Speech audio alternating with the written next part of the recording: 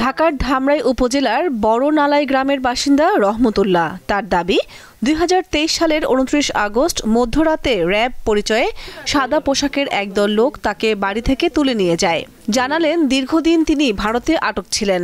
Jail থেকে বের করছে, তারপরে বাংলাদেশে দিয়ে আজকে বাড়ি আইছি গাড়িতে।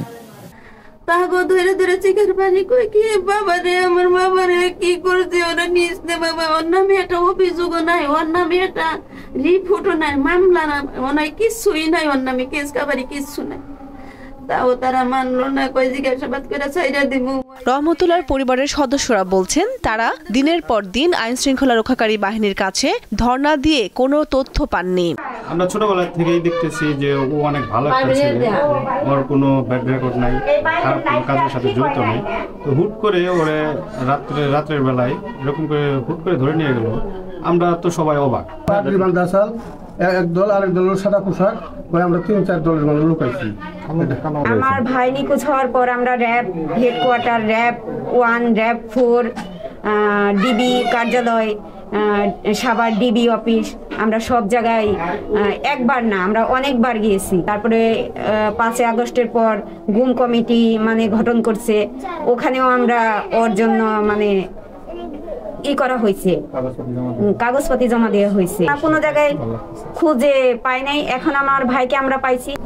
আমি রাস্তার পাগল হয়ে গেছিলাম, কত জায়গায় জায়গায় যে পয়রা থাকছি। আমার ছেলের এখন পাইছি, আল্লাহর কাছে লাখ লাখ শুকরিয়া আদায় করি আমি। চাঁপাইনবাবগঞ্জের পুলিশ আনুষ্ঠানিকতা শেষে এই ভুক্তভোগীকে স্বজনদের কাছে হস্তান্তর করে। ফোনে আমাকে বলে আমার নাম পরিচয় জিজ্ঞেস করে, আমি সবকিছু বলার পরে বলে আপনাদের ছোট ভাই আমাদের এই জায়গায় আছে, আপনারা যে কোনো ইমার্জেন্সি ভাবে আমাদের সাথে যোগাযোগ করেন। পরে আমরা এই জায়গা থেকে ওই চাঁপাইনবাবগঞ্জ রোহনপুর থানায় থেকে আমাদের কল দেয়, ওই থানায় যাই, ওই জায়গা থেকে আমাদের কাছে ওকে হস্তান্তর করে। আগস্ট 2023 রহমতুল্লাহ নামে একটা লোক অপহরণ হয়েছিল বলে আমাদের এখানে একটা মেসেজ ছিল, জিডি করেছিল তার মা। তারপরে আমার থানা থেকে বিভিন্ন তদন্ত এবং তাকে খোঁজ খবর নেওয়া হয়েছিল, কিন্তু পাওয়া যাচ্ছিল না। গতকালকে রাত্রে আমার কাছ থেকে ফোন আসে চাঁপাইনবাবগঞ্জ থেকে যে রহমতুল্লাহ নামক এক লোককে পাওয়া গিয়েছে। কোনো বিষয়ে এখন এই মুহূর্তে যদি সে নিরাপত্তা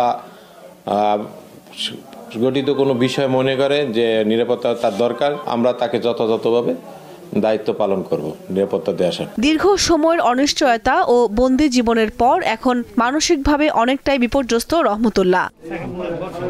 দীপ্ত, বার্তা কক্ষ।